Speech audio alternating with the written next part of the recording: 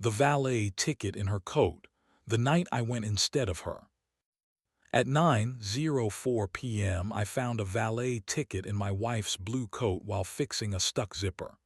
Not a receipt, embossed navy crest, Oriole House, date stamped tonight, number 287. In Eva's tidy script, one word, go. She'd left for late yoga. The kiss had been quick. I pocketed the ticket and drove, hopping for a misunderstanding big enough to hide inside. Oriole House used to be a bank. Now it sells evenings. Valise jogged, doors obeyed. I walked in on the plausible authority of the card. The room smelled like rosemary and warm brass. A band pressed a slow song into the air. I saw her at the bar, black dress, pinned hair, laughing at something a man said. Rolled sleeves, careful smile. He touched the center of her back. She didn't move his hand. My chest did the math. They stepped onto the floor. Quick, quick, slow. Her grin was private, recent. I ordered club soda and practiced being the kind of person who doesn't perform his pain. Then the fire alarm blared. Lights jittered, the trumpet died. Staff guided everyone out. On the sidewalk under Old Stone, Eva turned and saw me. The man saw me see her and did the correct thing. He became scenery. Not here, she said, and nodded toward the alley. Behind the building, the brick kept our voices. She wrapped a silver scarf tight. You found a ticket and came to collect me, she asked, trying for lightness. I found a verb in your handwriting, I said and showed her. Go means go get the car, she said, then met my eyes. It also means I've been going places without you. His name is Marco. He teaches salsa on Tuesdays. I went with Jen after her divorce. Then without Jen. I should have told you. Are you sleeping with him? I asked, because the question exists whether or not you say it. No, she said, but I was ready to kiss him tonight if the room gave me an excuse. We listened to the city resume its normal sounds. A kitchen door opened. Burnt herbs sighed into the dark. What do you want? I asked. To want you without an audition, she said. To stop living like roommates who reconcile receipts. To dance and fight and not be bored by either. To stop lying by subtraction. I nodded. I want you to be loud. If you're angry, be unphotogenic. If you want me, use nouns. If you're bored, say bored and not we're out of milk. No more alibis. I held up the card. This is a souvenir, not a map. She exhaled and I heard a note I hadn't heard in months. Come somewhere bright with me, I said. Bad lighting makes me honest. 2 blocks away, the all-night diner was humming. We took a booth. J.O. on the name tag poured coffee without asking. Apple crumb, Eva told her, 2 spoons. We ate slowly.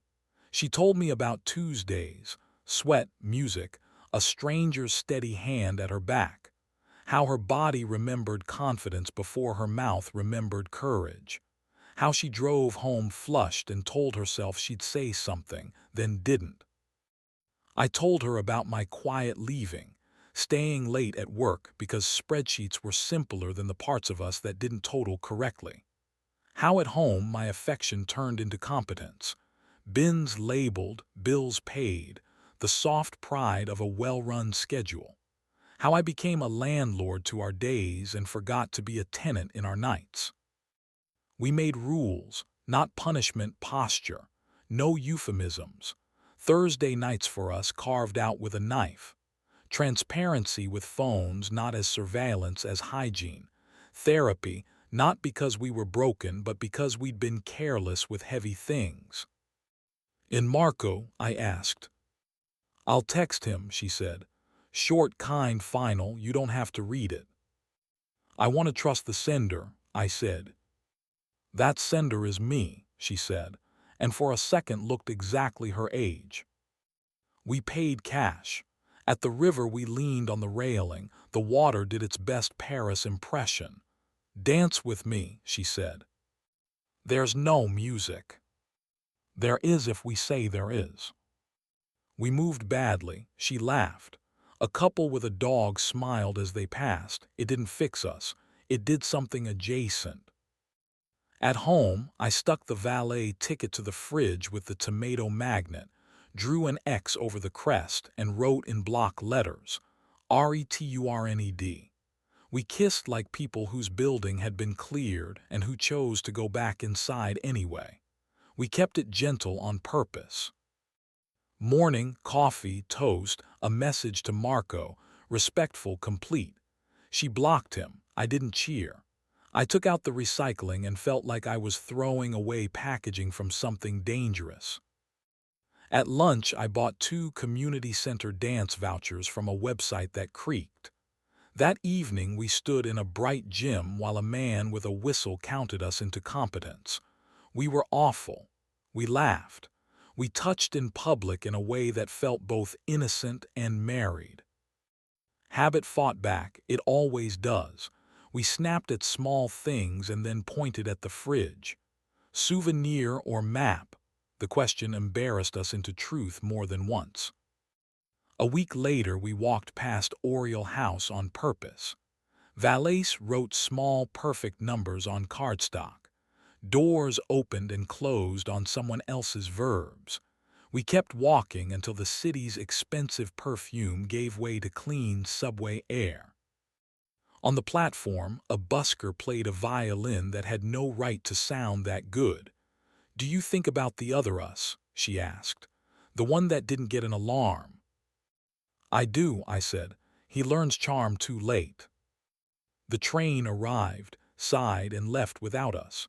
Sometimes the right move is to stand still. We kept our Thursday appointment with ourselves. One week we invented a dance on 4 kitchen tiles. One week we climbed the hill behind the library and let ice cream drip down our wrists. One week we sat in the car listening to a thunderstorm and kissed like thieves in a place we've owned for years.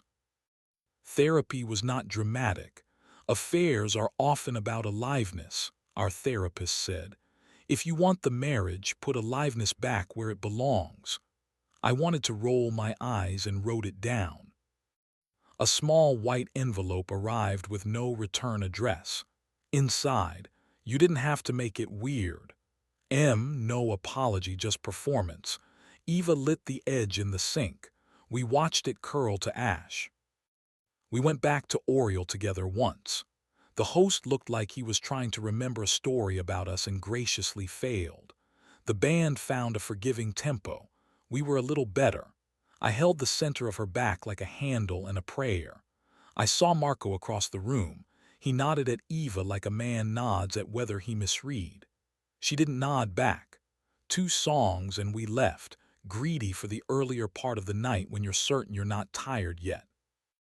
At home, we slid the valet ticket into an envelope with a grocery receipt and a movie stub and wrote, "Things we chose not to be." It lives in the drawer with batteries and tape, the place for small, necessary fixes. Some nights the floor still feels slick. On those nights we turn on the kitchen light, step onto 4 tiles and count out loud, 1, 2, 3, 4, until our feet remember our mouths can keep promises. If the trumpet in my chest tries to sell me a story where the door is easier to open than to close, I look at the fridge, at the X over the crest, and read the word we wrote on top of go. Returned.